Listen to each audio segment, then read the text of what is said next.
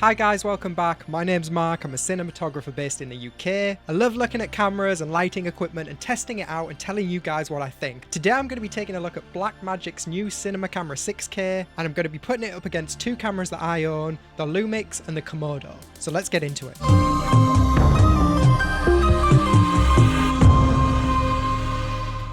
So why, you ask, am I putting it up against the Lumix and the Komodo? Two reasons. First reason, they're the cameras that I own, but the second one is the Lumix regularly goes on sale for around $1,600, so that's priced quite low for what you get. The Pocket Cinema Camera is around the £2,200 mark. Komodo is priced a lot higher, around £6,000, so I want to take a look at the difference between these cameras. So first up, I just want to break down what you get with each of these cameras a little bit, and then I'm going to go more in depth into the Pocket Cinema Camera 6K. So the Lumix, you don't get RAW recording. You can do 420 at 6K, or you can do 422 at 4K. It's got various frame rate options. You can go up to 100 to 120 frames at 1080p, or you can go up to 50 to 60 frames at 4K. So the Lumix also has image stabilization, and it's got various versions of that depending on how much stabilization you want. And it also has autofocus depending on the lens that you're using. Now the Lumix also is full frame, just like the Cinema Camera 6K, and you can also crop into that sensor if you want to shoot at higher frame rates. Now the Komodo is a super 35mm camera, so it's not full frame. It does have RAW recording, but that's Red RAW as opposed to Blackmagic RAW. Now the Red does have a version of autofocus that's in beta. It's not as good as something like the Lumix or the Sony's. It doesn't have any form of face tracking. Now the Red doesn't go up to 50 frames at super 35. You are going to need to crop the sensor even further to get those higher frame rates. So yeah, not particularly great at recording high frame rates. Now just quickly to talk about media. On the Lumix, you've got the ST standard cards. On the Pocket 6K, you've got the new kind of CF cards. And on the Red, you've got the most expensive, the old brand CF cards that cost a lot of money, especially when you're working with Red, because they have a very small list of compatible cards. Let's take a look at the camera comparison. I'm going to label these cameras A, B, and C, and make sure you watch till the end of the video where I reveal which camera is which. I'll just play these comparisons throughout the video as I talk about the Blackmagic Cinema Camera. So now let's talk about Blackmagic's Pocket Cinema Camera 6K. What does the camera have in terms of features? Is it the camera for you? First up, this is Blackmagic's first full frame cinema camera. A lot more cameras are offering full frame, which is great if that's for you. It does come with some things that you need to consider, such as lenses. You need to be buying full frame lenses to make sure that you use that full frame sensor. Now, some people don't need full frame and they're more than happy to go for a super 35mm camera. Some cameras are even offering both full frame and super 35. You've got the FX3, which is full frame. You've got the FX30, which is cheaper and super 35. And also the Confinity Mavos do a super 35 version versus the full frame version. So a lot of cameras out there are now giving people that choice if they want to spend a bit more money and get the full frame, or if they're just happy with super 35. And you know, one of the things that this comparison looks at is the difference between those two, and there is a difference. Next up, we've got the lens mount. This is the first Blackmagic camera that comes with the L mount. Previously, you've been on EF or even Micro Four Thirds, and that's really exciting because the L mount lets you add on other mounts without modding the camera or without removing the mount, like the Ursa, where you can remove that mount and change the mount. What's great about the L mount is you can literally get mounts that just lock in, so they literally just fit onto the camera. There's no need to unscrew anything, there's no need to modify anything, and that's fantastic. A lot of people have been crying out for something like this, for either an E mount or an L mount or even an RF mount, something that puts that lens close to the sensor, that allows you then to add on different lens mounts for what you need. Now there is one drawback of this, and that is that you lose the NDs, the built-in NDs. Now maybe there is a version of this where you can have those built-in NDs, maybe they're saving that for the next generation of the Ursa, I don't know. But with this one, you do give up internal NDs over something like the 6K Pro.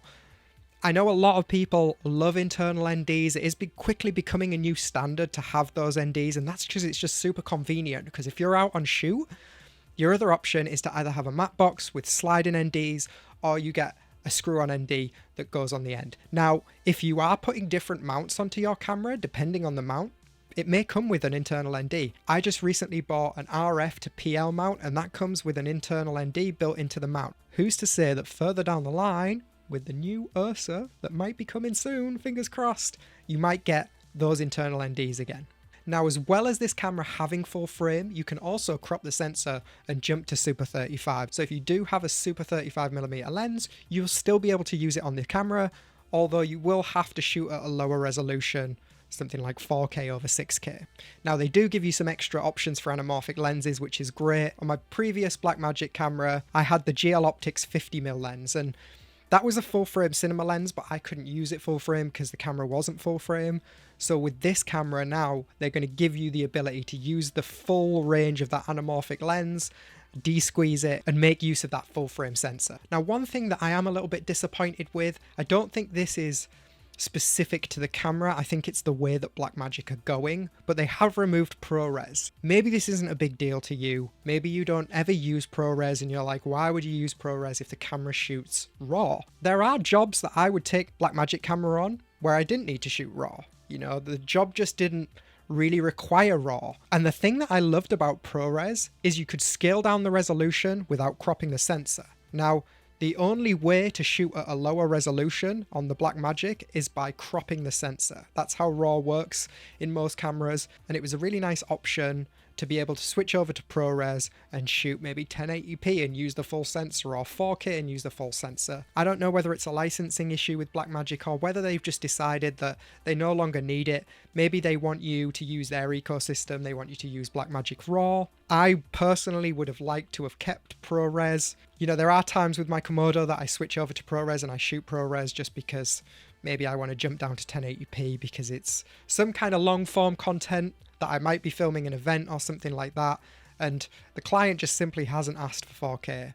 It's a nice option. I wish I had it. They've removed it for whatever reason. Maybe you don't care about that. That's something I wish they kept, but it's gone. Now, the great thing that this camera does, and I'm a really big fan of this, is it records proxies internally. So whilst you're recording clips, it's also recording proxies. Now, this is great for a few reasons. It basically means when the shoot's finished, you already have those proxies made.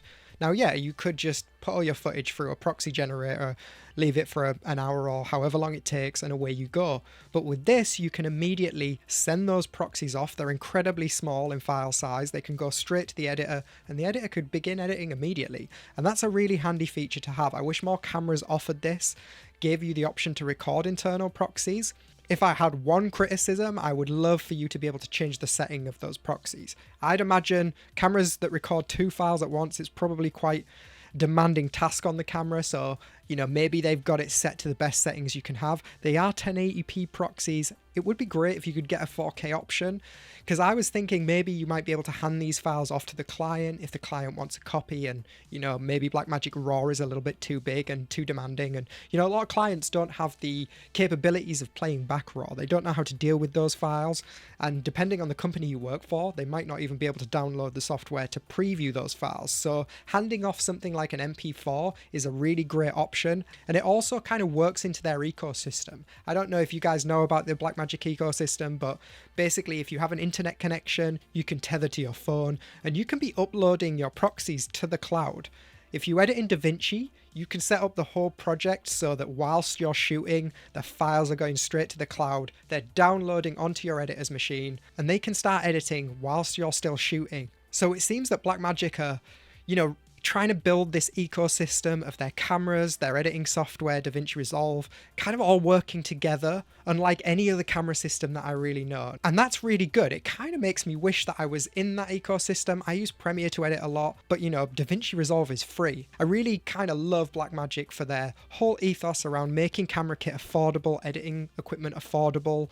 I love that. I love the mentality of it. It really excites me, this kind of ecosystem of you buying their cameras, shooting footage, going off to the cloud, coming down into the editing software. You know, you can use multiple cameras. You can even get an app on your iPhone that lets you use your iPhone in this way. So you could be shooting a B camera with your iPhone and that's uploading to the cloud. Now, like most Blackmagic cameras, there is that issue with rolling shutter. I know that the sensor readout isn't super quick. I did notice it was a little bit juddery when I was using handheld. I always recommend when you're shooting handheld, if you don't have some kind of image stabilization baked into the lens or the camera, I will always try and use some kind of device to steady my camera. A lot of the time I'll use a cine saddle. Here is my cine saddle. This is basically just a beanbag filled with beans, and it's got a strap here, goes round, and you can just rest your camera on this, and it basically means that rather than my hands trying to steady the entire motion, I can use my whole body, rest on this, and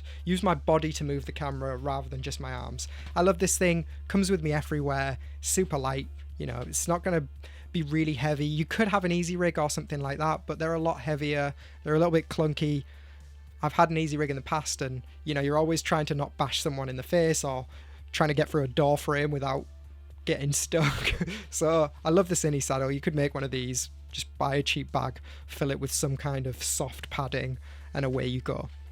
Now, one of my biggest criticisms of the whole pocket line basically is the power solution. You can buy the add-on battery adapter that lets you put 2 batteries in, but that, you know, it makes the camera quite a bit bigger. Now, I'm not going to go too in depth into this, but Blackmagic just released a new firmware update. One of the great things about the Blackmagic range of cameras is they continue to give you software updates. They continue to support cameras. So now finally I just want to talk about the cost of the Blackmagic Cinema Camera 6K, because I can't really think of many things that can go up against this price point that give you raw recording. This is internal raw recording. I'm not talking about cameras that let you go out to an Atomos Ninja. Now that's extra cost. You could probably get there. You could probably get ProRes recording out of the Lumix for a similar price, but it is going to add bulk to your camera. Blackmagic is probably one of the most affordable cameras that give you raw recording. Where does this camera kind of fit? I think this camera has 2 places. It's a great B camera, crash cam, something like that. Action scenes, or if you've got things that, you know, car chases or anything like that. This camera is incredibly small. It fits into the tiniest of places. It's full frame, it does raw recording, and it's cheap. I think, you know, the Komodo, when that came out, that first and foremost I think was designed for the movie industry to be a cheap camera that was almost breakable. You know, you could put it in those extreme situations, and if it broke, you weren't breaking a 20 grand camera. Where does it fit outside of that? I think it fits, you know, if you're a filmmaker, you shoot music videos, you could shoot commercials. If you don't have the budget for one of those bigger cameras, those cinema cameras that are around the 6 grand price point, but you want something over something like an FX3 because you want internal raw recording, because internal raw recording is important to you, then this camera is for you. There's nothing really along this price point that's going to give you that. If you're the kind of person that shoots weddings or events, stuff like that, I'm not sure this camera is for you. I think this camera, as the title suggests, is a cinema camera. The only real things, like I've said, that kind of stack up in this price point would be the Lumix, the FX30. This camera looks a bit more like a cinema camera. It feels a bit bigger, a bit more robust. Now I'm just going to talk briefly about the comparisons here. If you haven't already guessed, camera A is the Blackmagic Cinema Camera 6K, camera B is the Komodo, and camera C is the Lumix S5 Mark II. Now I will say that to match the field of view on the Komodo, I had to go with a 24mm lens over the 35mm lens or tighter alternative depending on the shot. Another thing, I don't know if you could notice this, but I did notice that the 24mm Samyang that I was using on the Komodo did have a little bit of a haze to it when it was opened right up, but that was only on the 24mm lens and only when the lens was opened right up. One thing I always talk about these days is most cameras are going to give you a fantastic image, and a lot of this comes down to preference. Obviously budget is a big contender. If you're looking at a Komodo, considering cameras in that price area, it's unlikely this video is going to make you go and buy a cinema camera, a 6K or a Lumix. Whenever I do these tests, it's so funny because people just have different preferences and they will pick whatever their preference is. There's no clear winner in this regard. Even though people say, you know, clearly this is the best, I think that from what I can tell, is it's split. Some people like a certain image because of a certain factor. You know, the Lumix, for instance, it gives you that more colourful look and the colours pop a little bit because the footage is 10-bit. You know, you're not going to be pushing it as far in the grade. It comes out way more finished, way more ready to go. over something like the Cinema Camera 6K or the Komodo, where you're shooting RAW and they expect you probably want to push it in the grade. When I look at these images, I often think the Lumix is closest to being ready to kind of put out there over something like the Komodo or the Cinema Camera. You're obviously going to get a lot more dynamic range in the Komodo and the Cinema Camera over the Lumix. They're both shooting RAW. The Lumix is shooting 10-bit. So yeah, there's a huge difference in price, and there's a huge difference in the quality of the footage when you're pushing it as far as you might need to push it in some situations. One thing I do want to say about the comparison is I didn't want to grade these clips to make a match. I wanted to just give you the LUT on there, show you what the camera, the footage looks like fresh out of the gate, rather than trying to grade them to match, because you can grade them to match a lot better. I want to show you guys what the footage is going to look like straight out the camera without any grading. And the LUT has a massive effect on the footage, you know. I always prefer to use the Alexa LUT on Blackmagic footage. I think it just gives you a nicer image, and that's what I would always do with my Blackmagic cameras. I would load that LUT onto the camera, but that's preference, you know. A lot of people, a lot of DPs that you talk to, they have their own LUTs for their cameras, that they're gonna side a certain way. So it's one thing to bear in mind that when you're getting a camera, and if you can put LUTs onto it, you know, even the Lumix you can install LUTs onto.